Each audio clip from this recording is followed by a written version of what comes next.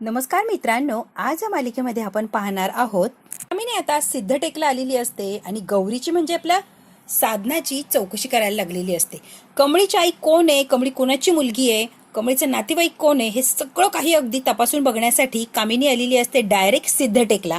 तिथे आसपास काही बायका असतात, त्यांच्याबरोबर ती बोलत असते आणि चौकशी करत असते. कमळीविषयी काही माहिती मिळते की काय त्याचा प्रयत्न करत असते कामिनी. मात्र कमळीचा फोटो दाखवल्यावर असं काय कौतुक करायला लागतात त्या बायका, आमची कमळी एक नंबर हुशार, गोड पोरगी, इतकी हुशार पोरगी आहे ना, गुणी आहे गुणी. कामिनी म्हणते हो हो माहिती आहे की गुणी आहे. ती म्हणते सगळं काही कळलं, पण ती राहते कुठे? इथंच कुठलची तरी असेल, तिला घर तर असेल ना, राहत असेल, घरात कोणीतरी माणसं असतील की अशीच राहते? तुम्हाला माहित नाही का, कमळी मुंबईला कधीच गेलीये शिक्षणासाठी, पुढूनच शिकून येणार आहे. कामिनी म्हणते हो का, बरं बरं बरं. घरात कोणीतरी असेल ना तिच्या घरी, आई वडील बाबा कोणीतरी असेलच ना. एका त्यांच्यात आता बोलतात, ते शहरातला मॅडम आहेत पण काय चौकशी करताय बघ की. विचारलो मी, चौकशी म्हणजे काय, तिच्या घरात कोणी राहतं का, एवढंच विचारलं ना. चौकशी म्हणजे काय? बाई म्हणते बघितलं का, या बाईला गरज आहे आणि आपल्यावरच चिडून बोलतीये बघ की. मी आता खरंच चिडलेली असते. काय हो एवढं काय विचारतीये, मी फक्त घरी कोण राहतं काय एवढी चौकशी करतेय, एवढं काय लगेच हे करताय, सांगा की कमळीच्या घरची माहिती. एका कामिनीला उत्तर देत नाही आणि राग तिथून निघून जातात.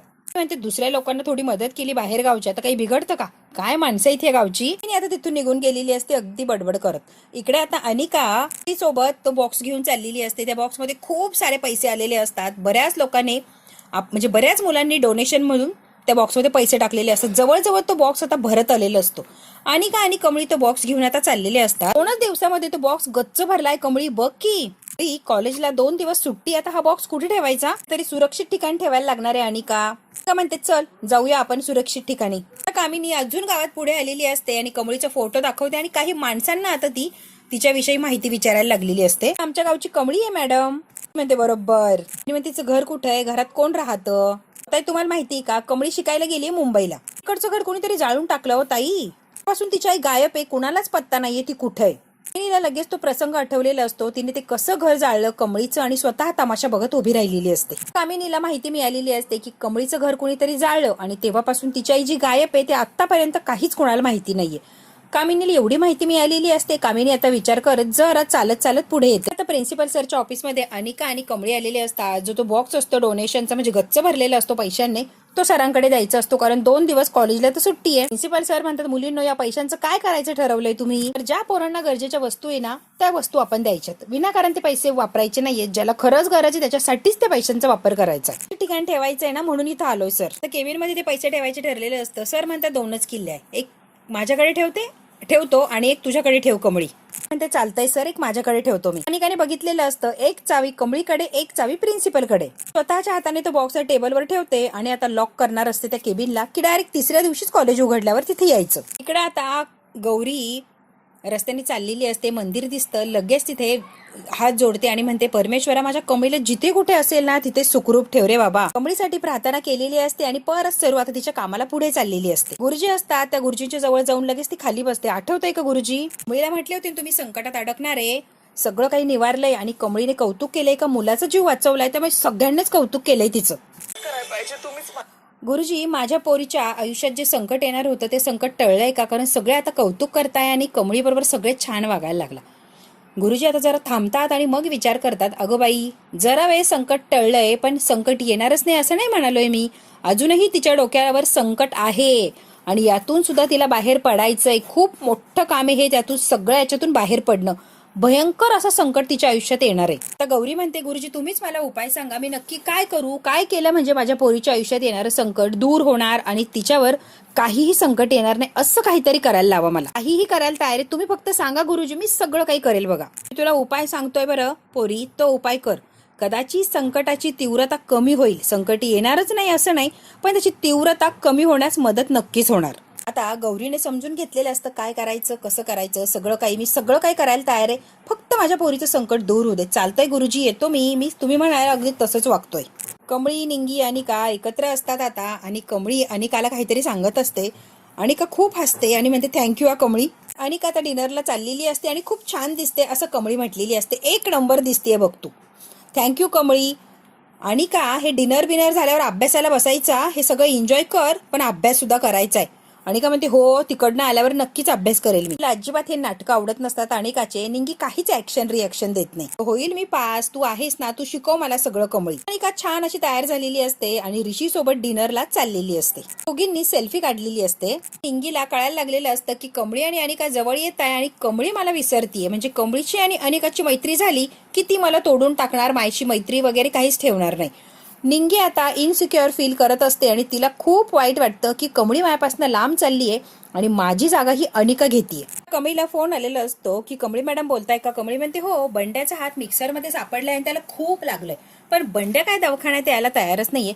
काही करून त्याला दवाखान्यात नेणं फार गरजेचं आहे बघा. कमळी म्हणते हो, मी लगेच आले, तुम्ही त्याला तोपर्यंत बघा, मी लगेच तिथे पोहोचतीये. कमळी अगदी घाईघाईने बंड्याला बघण्यासाठी तिथे लगेच गेलेली असते. इकडे आता अनिका छान अशी तयार होऊन ऋषीकडे आलेली असते आणि ऋषी ऑलरेडी येऊन बसलेलाच असतो. हाय रिश. रिशने आता छानसं गिफ्ट आणलेलं असतं अनिकाला. अनिकाला तर गिफ्ट थँक्यू आणि बघते तर काय perfume. I like it perfume. Thank you Rish. So sorry, मी काहीच गिफ्ट आणलं नाहीये रिश तुझ्यासाठी. इट्स ओके, असं आणलंच पाहिजे असं नाहीये, मला वाटलं मी आणलं. रेस्टॉरंट किती छान आहे ना, किती रिच आहे. पासून ओपन झालं ना तेव्हापासून मला इतका इंटरेस्ट होता इथे येण्याचा की बस. आणि फायनली आलोय तेही तुझ्यासोबत रिश.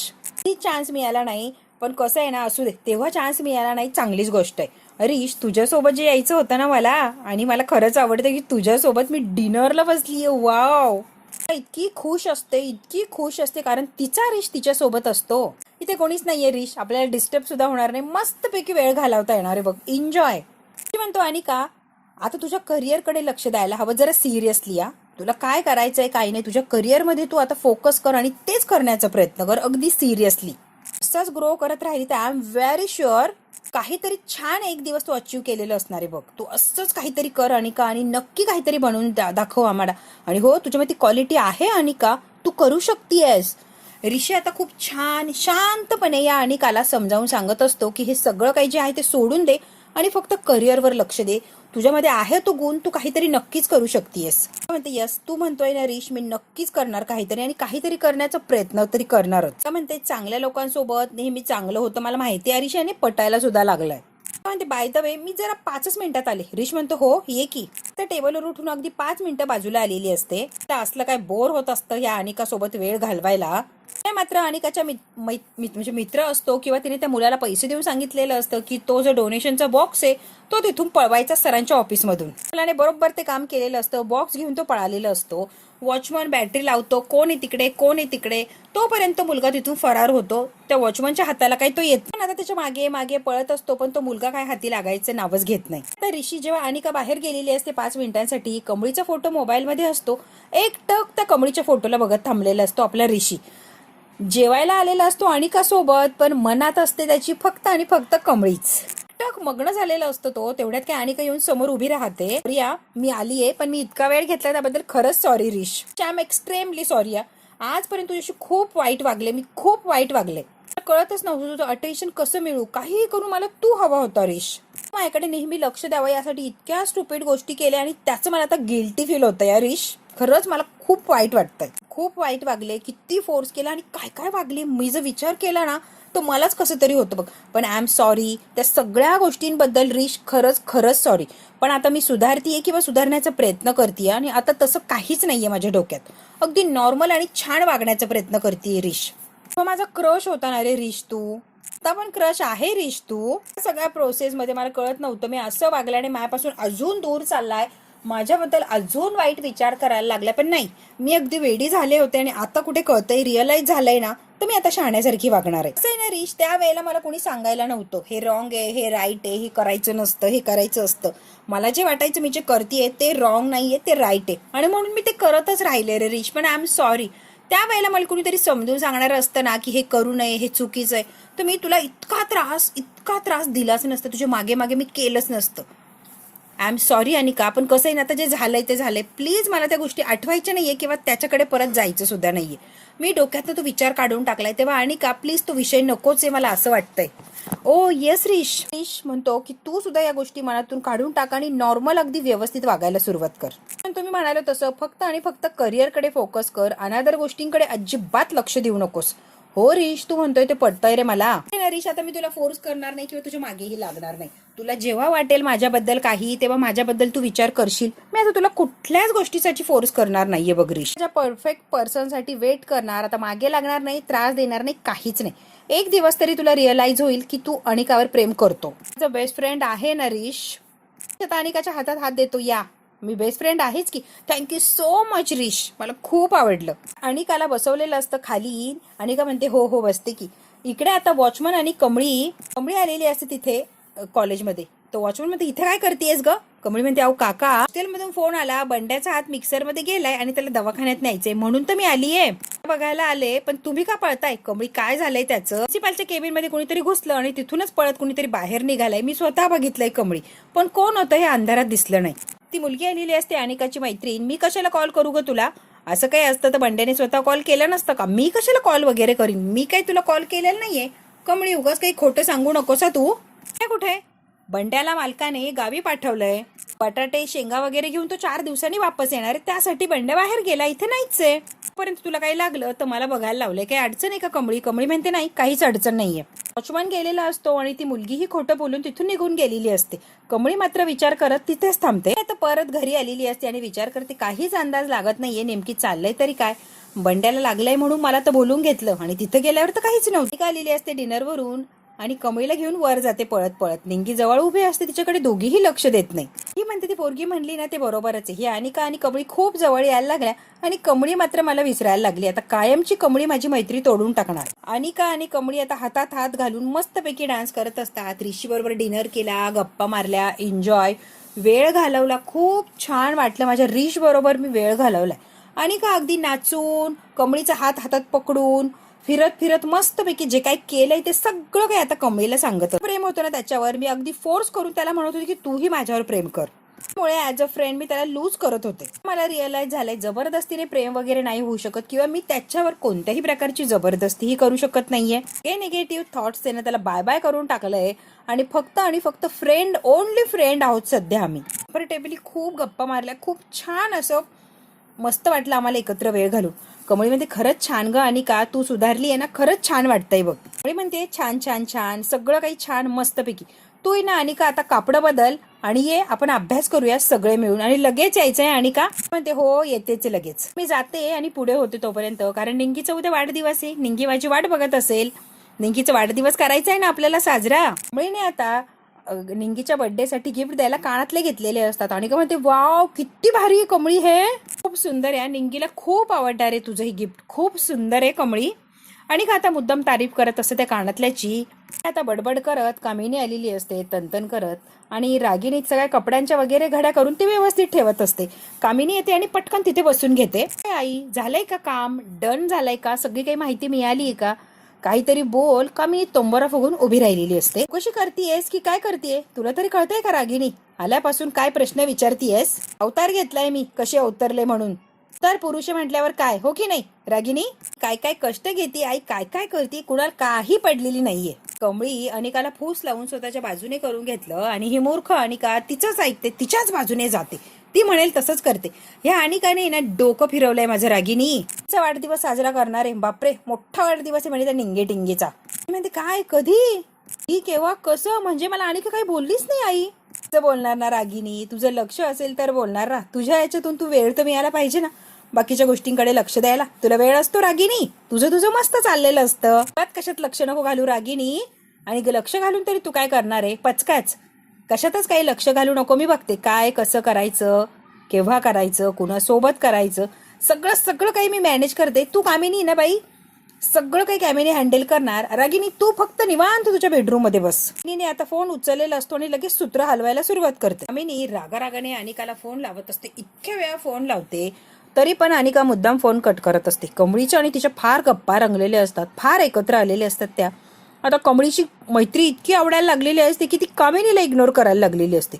सारखा फोन कट करते. आता रागिनी हसत असते की बघ नाही, तुझाच फोन कट केलाय, ती माझ्याशी कधी बोलायची किंवा मला कधी काही सांगायची. कामात असणारी आई एवढं काय लगेच सिरियसली घेतीये ग. आणि कामात काय मूर्खासारखं बोलतीये रागिनी. तुझी पोरगी कधी कामात असू शकते का. मला सांगते रागिनी, इतकी वर्ष झाले त्या गावछापच्या विरोधात जो काय खेळ चाललाय बुद्धिबळाचा, अनिकाचा अशीच वागायला लागली ना तर तिच्या बाजूने जास्त जायला लागली, सगळं बट्ट्याबोळ होऊन जाणार, सगळं विस्कटून जाणार. मी आता तंतन करते आणि तिथून निघून गेलेली असते. रागिनी म्हणते हिला काय झालंय काय नाही, गावाला काही प्रूफ वगैरे मिळालं की नाही काही सांगायला तयार नाहीये. खरंच आई ना कमाल आहे. इकडे आता ती एकटी पडलेली असते आणि तिच्या मैत्रिणीने डोक्यात भरवलेलं असतं की कमळी आणि अनिका बहिणी आहेत आणि त्यांची मैत्री आता जास्त होणार आहे, तू एकटीच पडणार आहे. कमळी आता विचार करते आणि रडत असते कोपऱ्यात बसून. स्वतःच एकटी स्वतःला समजायला लागते आणि कमळी खरंच माझ्यापासून दूर गेली. खूप वाईट वाटत असतं, अगदी रडत असते ही निंगी. लक्षात राहणार ही निंगी टिंगी काहीच लक्ष नाहीये. मैत्री इतक्या वर्षांची सगळं विसरून गेलीये कमळी, फक्त आणि फक्त त्या अनिकाच्या नादाने. तिची गरज संपली, आता कमळीला काही एक गरज नाहीये निंगी बिंगीची. आता काय तिला अनिका मिळाली आहे, छान मैत्रीण बहीण, आता कशाला निंगीला कोण काय विचारते. रडत असते आणि नको तो विचार करत असते ही निंगी. आता सगळे कपडे बिपडे सामान बिमान भरलेलं असतं आणि निंगी तिथून आता चाललेली असते. कारण कमळीला माझी गरज नाहीये, मग इथे राहण्यात काय पॉइंट आहे. मग इथे उगाच राहून तिच्यावर ओझं बनण्यापेक्षा मी माझी हॉस्टेलवर जाते. म्हणून निंगी रडत आता तिचं गाठोडं घेऊन चाललेली असते. खूप रडत असते. आम्हाला एकमेकींशिवाय होत नव्हतं आणि आता माझ्याबरोबर बघायला सुद्धा तयार नाहीये, बोलायला सुद्धा तयार नाहीये ती कमळी. मग मी राहूच कशाला. तिचं गावाकडे शाळा कॉलेज बांधायचं स्वप्न होतं, सगळं काही करायचं होतं. इथे येऊन तर इथलच्या जगात हरवून गेली. काय तिच्या जगात हरवली, आता निंगीची कसली गरज आहे. आता चाललेली असते तेवढ्यात काय कमळी समोरून येते आणि निंगे थांब अशी जोरात ओरडते. मला कशाला थांबवतीये, तुला मिळाली ना मैत्रीण अनिका, तुझा वेळ तिला दे, माझ्याला कशाला थांबवती आणि माझ्यावर कशाला बोलतीये तू. पैसा आला, पावर आलं, सगळं काही माणसं मिळाली, तुला या निंगीची काय गरज आहे ग. त्याच्यामुळे मी जातीये. हक्काची सगळी माणसं आहे तुझ्याकडे, आता तुला माझी काहीच गरज नाहीये. गरीब मैत्रीण कशाला पाहिजे ग कमळे. शहरात ज्या मैत्रिणी ना त्यांच्याकडे जा, मला नाही राहायचं इथे, मी चालली गावाकडे. तर चाललेली असते. कमळी म्हणते कधी जाणार आहे का गावाला. कमळी म्हणते ठीक आहे जा की, तू मला जर सोडून गेली, तुला सोपं वाटत असेल हे जाणं तर नक्कीच जा निंगे. आत्ताच्या आत्ता इष्टी पकडायची आणि कडकडने लगेच गावाला निघायचं. एक गोष्ट लक्षात ठेव, तू जर गेली तर तुझ्या मागे मी सुद्धा सगळं सोडून येत असतो, कशाचाच विचार करणार नाही. निंगे मला कोण आहे ग तुझ्याशिवाय. आणि घट्ट अशी मिठी मारते कमळी निंगीला. निंगी आता इतकी जोरात रडायला लागलेली असते, वेडी निंगी काहीही विचार करत असते. ती निंगीला तिची मैत्रीण कमळी परत मिळालेली असते. मित्रांनो, निंगीचा जो गैरसमज असतो तो दूर झालेला असतो. कमळी अजूनही निंगीचीच मैत्रीण असते, आता हे तिला माहिती झालेलं असतं. घट्ट अशी मिठी मारलेली असते आणि त्यांच्यात पहिलीची मैत्री ती परत तशीच राहिलेली असते. आता बघूया निंगीचं हे प्रेम कमळीचं हे प्रेम असंच राहणार की अनिका दोघींमध्ये काहीतरी विघ्न आणणार, कामिनी काहीतरी नवीन डाव करणार निंगीच्या वाढदिवसाच्या दिवशी. हे बघायचं असेल तर बघायला लागणार आहे आपल्याला पुढचा भाग. हा भाग इथेच संपतो. व्हिडिओ आवडल्यास लाईक शेअर सबस्क्राईब नक्की करा. धन्यवाद.